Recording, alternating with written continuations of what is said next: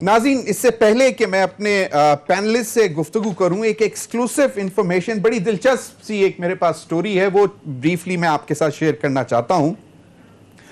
FIA के अंदर favouritism की एक स्टोरी मेरे पास आई है कि कहा यह जाता है कि जो मौजूदा DG FIA हैं वो यकीनन बहुत ही ऑनेस्ट और बहुत ही ज़बरदस्त ऑफिसर हैं DG साहब, और लेकिन शायद उनके इल्म में नहीं है। तो ये मैंने आज FIA से भी कंफर्म करने की कोशिश की, लेकिन वहां से मुझे उनको जवाब जो आया उनको कह कि जी हमें नहीं मालूम कि ये फेवरेटिज्म है कि नहीं है। इजाज अहमद खान साहब, जो कि अभी कुछ अर्सा पहले असिस्टेंट डायरेक्टर थे और वो प्रोमोट हुए और वो corporate crime circle Islamabad zone में असिस्टेंट डायरेक्टर थे, अभी डिप्टी डायरेक्टर हुए। 21 लोग जो प्रोमोट हुए उनकी पोस्टिंग्स हुई, उनके पोस्टिंग्स, और स्पेशली इस दफा इस बात का ख्याल किया गया कि जो बहुत अरसे से किसी एक जगह पे है तो शफल हुए, रीशफलिंग हुई। लेकिन इजाज अहमद खान साहब जो कि डिप्टी डायरेक्टर FIA हैं और कॉर्पोरेट जो है क्राइम सर्कल में हैं, उनको वहीं पे रखा गया। मुबैना तौर पर कहा जाता है कि ये जो है एक वकार चौहान साहब पर, मुबैना तौर पर, इस बात की मुझे कंफर्म नहीं मालूम, कि वकार चौहान साहब जो डायरेक्टर हैं इस्लामाबाद जोन के, उनके फेवरेट हैं। अब ये इन साहब के मुतालिक मैं बात इसलिए कर रहा हूं कि 2013 में भी इनके खिलाफ एक इंक्वायरी खुली थी और उसमें ये इनके जिम्मे लगा था कि इन्होंने तकरीबन 12 लोगों को जो बाद में डिपोर्ट हुए गलत कागजात पर, उस वक्त ये इमिग्रेशन में थे और उनको बाहर भेजा गया, जिसकी वजह से पाकिस्तान की बदनामी हुई। और उसमें ये एक लेटर जो कि उस वक्त के साबिर अहमद साहब डायरेक्टर टू मिनिस्टर थे, जो कि 12/11/2013 का ये एक लेटर लिखा गया DG FIA के स्टाफ ऑफिसर को कि जनाब ये इस तरह शिकायत मौसूल हुई है मिस्टर इजाज अहमद खान साहब के हवाले से, और कहा यह जाता है कि इसमें लिखा हुआ है, further stated that said inspector, उस वक्त ये इंस्पेक्टर थे FIA में, is most corrupt and did corruption in billions and was right hand of Rahman Malik and Sajjad Haider, ex director FIA। अब ये मुबैना तौर पर उस वक्त इनके खिलाफ इंक्वायरी भी हुई। उसके बाद 2019 में जब ये असिस्टेंट डायरेक्टर थे और थे उस वक्त एंटी ह्यूमन ट्रैफिकिंग सर्कल में, और उस वक्त इनके खिलाफ इंक्वायरी हुई, इन्होंने छुट्टी ली, एक्स पाकिस्तान लीव, लेकिन ये वक्त पर वापस नहीं आए। तो उस वक्त जो डायरेक्टर FIA थे मोहम्मद विसाल फखर सुल्तान साहब, उन्होंने ये वाज़े तौर पर लिखा कि जनाब ये ब्रीच कर रहे हैं कोड की, जो कि गवर्नमेंट सर्वेंट्स कोड है, और ये इनकी सर्विसेज जो है वो हेडक्वार्टर को हम वापस देना चाहते हैं इस्लामाबाद जोन से निकाल कर, क्योंकि ये यहां पर तकरीबन पिछले 10 साल से मौजूद हैं। इसमें लिखा है कि he is posted in this zone for the last over 10 years and does not carry good reputation. ये इजाज अहमद साहब, जिनको 21 अफसरों को जो डिप्टी डायरेक्टर प्रोमोट हुए उनको शफल किया गया, मुख्तलिफ जगहों पे भेजा गया, लेकिन इजाज अहमद खान साहब को नहीं छेड़ा गया। और इसमें फिर बाद में ही लिखा है कि इनके खिलाफ फर्दर मोर 2 इंक्वायरीज चल रही थी, और जब उनकी डिटेल्स ढूंढने की कोशिश की तो पता यह चला कि इन्होंने अपने असर और रसूख से वो फाइल्स गायब कर दी।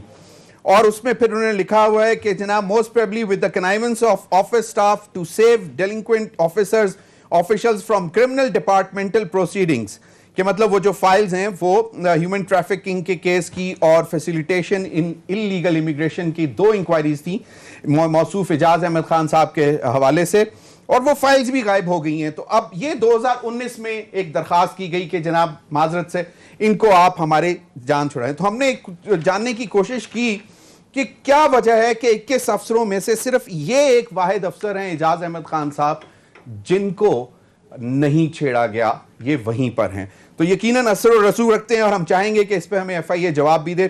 तो नाज़रीन, अपने टॉपिक की तरफ चलते हैं। मेरे पास लीड सियालकोट जीत रहे, लीड। इसके साथ अगर आप ये भी कर दें, वो हमदुल्ला से मुलाकात लंदन की, अच्छा ये उसका नतीजा है? वज़ीर आज़म साहब की वो वज़ीर आज़म साहब का वो डॉन लीक्स के बाद अब लंदन लीक्स की जो बातें हो रही हैं, उसके बाद उस हमदुल्ला किया जो इंटरव्यू आ गया, तो ये वो चीज़ें हैं कि जिसको इन्हें पहले भी जब इन्होंने बात की थी नाम ले के अदारों के बारे में, तो लोगों ने उसको सराहा नहीं था, ख़ासकर पंजाब की अवाम ने, सियालकोट की अवाम ने, जो कि एक बॉर्डर सिटी है। एक बॉर्डर सिटी में अगर आप दुश्मन के जो हमारे हैं, चाहे वो इंडिया हो, चाहे वो अफ़गानिस्तान हो, चाहे एनडीए हो, चाहे रॉ के हों, अगर उनका बयानिया या उनसे मुलाकातें या उनके साथ मीटिंग्स करेंगे तो अवाम यकीनी तौर पे आपको इस चीज़ का एक रिएक्शन देंगे। और जब आपको ये रिएक्शन नज़र किस सूरत में आएगा, ये नज़र आएगा उसी वोट की काउंटिंग में, बैलेट की काउंटिंग में। और आपने देखा कि जनाब, जब अगर आप एक तरफ कश्मीर के हालिया रिजल्ट्स देख लें, उसके बाद ये देख लें तो दिस शोज़ के पाकिस्तानी अवाम को थोड़ा सा इस बात पे शऊर बेशक बहुत ज़्यादा है कि मुल्क दुश्मन अगर कोई बात होती है या बयानिया होता है तो फिर वो रिएक्ट करते हैं, which is in the longer run जो PMLN है उसके जो आने वाले आइंदा के इलेक्शन हैं 2023 के, उस पर काफ़ी इफ़ेक्ट हमें नज़र आएगा कि अगर यही चीज़ मरियम बीबी या नवाज शरीफ लेके चलते रहे। अभी आपने कहा कि जी उनका पॉलिटिकली वो शहबाज शरीफ साहब क्वारंटाइन में थे, तो वो क्वारंटाइन की भी यही वजह थी कि वो ज़ाती तौर पे गालिबन इस बयानिए को सपोर्ट नहीं करते, और यही वो बयानी है कि जिसका नुकसान PMLN को और ये PP38 सियालकोट में भी नतीजा यही है। मतलब कौम इतनी शऊर रख रही है और इंटरनेशनल मीडिया पे जो चीजें चलती हैं, सोशल मीडिया पे जो चीजें चलती हैं, और खासतौर पर हमदुल्ला मोहिब के साथ मुलाकात के हवाले से जिस तरह की बातें चली, तो कौम में इतना शऊर है कि वो फौरन मॉनिटर। बिल्कुल सर, कौम में शऊर है, कौम के अब पता है कि उनके बच्चों का मुस्तकबिल यहाँ पे है। जैसे मैंने कहा सियालकोट तो बॉर्डर सिटी है, और बॉर्डर सिटी वाले तो बड़ी नजर रखते हैं अपने दुश्मनों पे। नो डाउट, नो, ये वो वजह है कि जो उनके पॉलिटिकल उसको धचका लगा।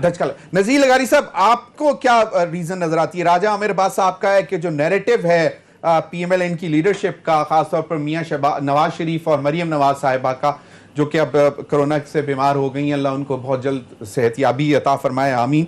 तो ये वजह यही है क्योंकि अब कह रहे हैं कि तकरीबन अनाउंस हो गया है कि जीत गए हैं PTI के जो थे कैंडिडेट। एक तो ये कि वो मैं तो राजा साहब को सुन नहीं सका हूं, पता नहीं कोई आपका टेक्निकल एरर है।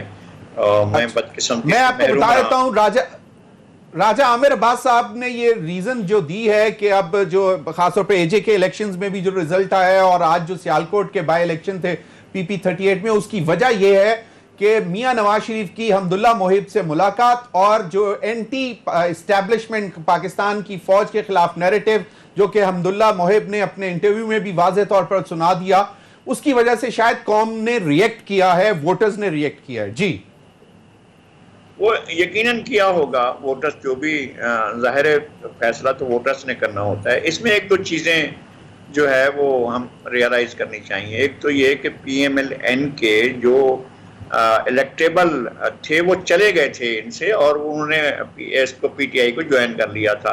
तो एक तो मसला ये था, उनके पास तो कैंडिडेट ही नहीं रहे थे, और उन्होंने जो जीता है, जो जनरल जायजा लिया जा रहा था, मैंने बहुत से उन लोगों से बात की जो बहुत इस इलेक्शन को बहुत बारीक बीनी से देख रहे थे जी। तो वो इतनी सीटें नहीं दे रहे थे PMLN को जितनी सीटें इन्हें मिली हैं।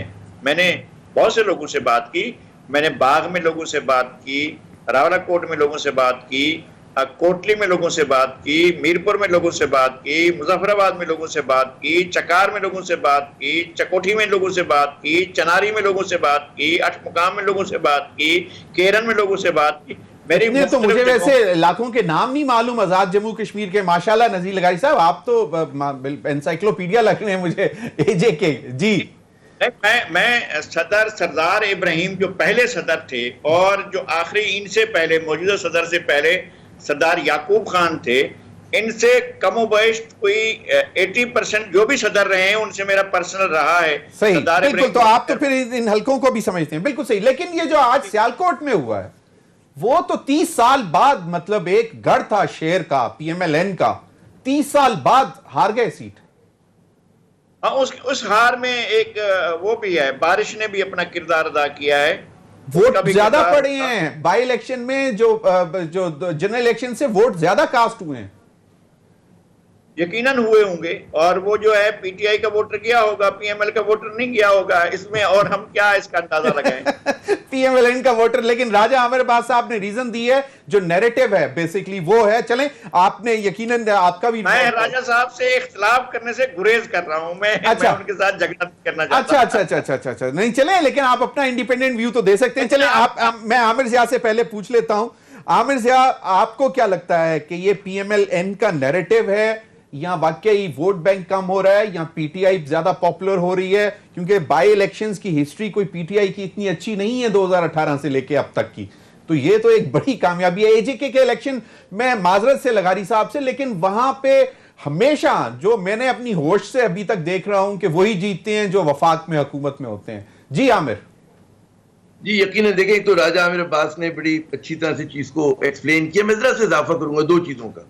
पहली बात ये कि हम अमूमन बात करते हैं कि जी नवाज शरीफ साहब को और मरियम साहिबा का फौज मुखालिफ बयानियां, मैं कहूंगा ये सिर्फ फौज मुखालिफ बयानियां नहीं है, बल्कि बात है कि जी पाकिस्तान के जो कोर नेशनल इंटरेस्ट हैं उसको अगर आप हर्ट करेंगे, और वो जाहिर है कि फौज को हम समझते हैं कि इस मुल्क का सेंटर ऑफ ग्रेविटी है, खुदा न खास्ता इस इंस्टीट्यूशन को अगर कुछ होता है तो बहुत ज्यादा इस मुल्क को मुश्किलात का सामना हो सकता है, खुदा ना करे ऐसा हो।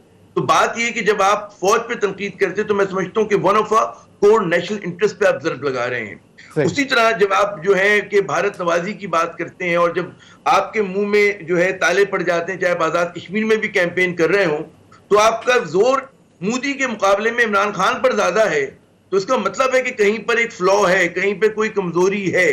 तो वो भी लोग नोट करते हैं कि जनाब आप इस तरह से बात कर रहे हैं कि मोदी के मजालिम पे बात नहीं की, 5 अगस्त 2019 के बाद जो कुछ ज्यादतियां मकबूजा कश्मीर में हुई उस पर बात नहीं की, और आपकी तोपों का रुख जो है, मेरी मुराद मरियम साहिबा से है, वो उस तरफ है। तो ये भी पाकिस्तान का कोर इंटरेस्ट है कि लोग भूलते नहीं है। अब्दुल्ला साहब की बात हुई, अफगानिस्तान के जो नेशनल सिक्योरिटी एडवाइजर है, उस पर मुझे मजीद कुछ दोहराने की जरूरत नहीं, लोगों को पता है कि क्या सूरत हाल है। इसी तरह जो इनका मतलब है कि माजी में अब्दुल बासित साहब की किताब, मेरे ख्याल में मैं हर प्रोग्राम में जब मुझे मौका मिलता है मैं कहता हूं कि लोग पढ़ें। हॉस्टिलिटी हमारे जो हाई कमिश्नर थे दिल्ली में, उसमें उन्होंने बड़ी मतलब है कि सबूतों के साथ बड़ी ही मेरे ख्याल में गहराई में जाकर उन्होंने बयान किया कि किस तरह से जो है उन्होंने अपने हाई कमिश्नर को वहां तनहा छोड़ दिया था, और क्या इनके जो थे बिजनेस इंटरेस्ट हुआ करते थे, किस तरह से अपीजमेंट की पॉलिटिक्स हुआ करती थी। भारत नवाजी की जो उनकी वो मिसालें देकर उन्होंने साबित किया, तो वो भी बताने की जरूरत नहीं। तारीख के हर तालिब इल्म को वो पढ़ना चाहिए। तो मेरे ख्याल में हम बात करते चले जाएं तो वो एक अंबार जमा हो जाएगा। नहीं तो मेरा अगेन मुझे ब्रेक की तरफ जाना है। मुझे सिर्फ इतना सा एक बात बता दें कि क्या वाकई ये इस नैरेटिव की वजह से अब पीएमएलएन को आज के बाद शिकस्त ही देखना पड़ेगी जब तक वो अपना नैरेटिव नहीं बदलते? आमिर, मेरे ख्याल में आमिर साहब का स्काइप का कनेक्शन थोड़ा सा वीक है। नाज़रीन अभी वक्त का हमारे साथ रहिए।